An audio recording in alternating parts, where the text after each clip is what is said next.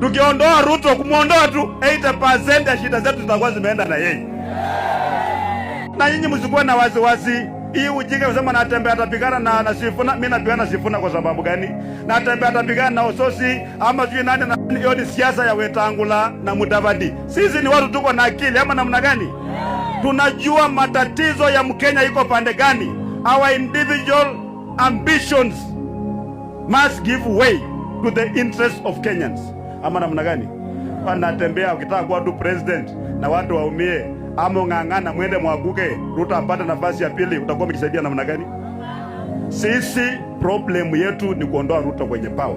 Na mimi na Ruto huwa anasema kwamba upinzani haina agenda, sisi hatuna akili. Leo iko taarifa habari kwake. Agenda yetu ni moja tu. Tukiondoa Ruto, kumuondoa tu 80% ya shida zetu zitakuwa zimeenda na yeye.